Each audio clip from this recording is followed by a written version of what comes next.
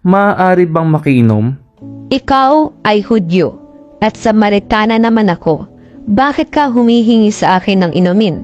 Kung alam mo lamang ang kaloob ng Diyos at kung sino itong humihingi sa iyo ng inumin, ikaw ay hihingi sa kanya at bibigyan kanya ng tubig na nagbibigay buhay.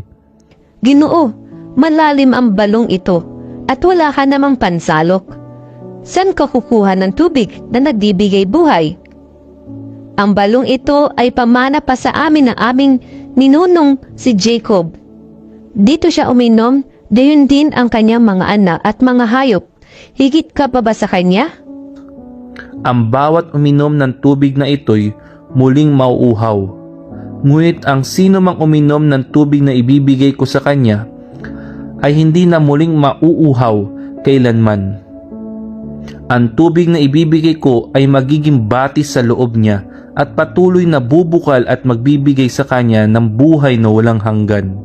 Ginoo, bigyan po ninyo ako ng tubig na yan upang hindi na ako mauhaw ni pumarito pa upang sumalok umuli.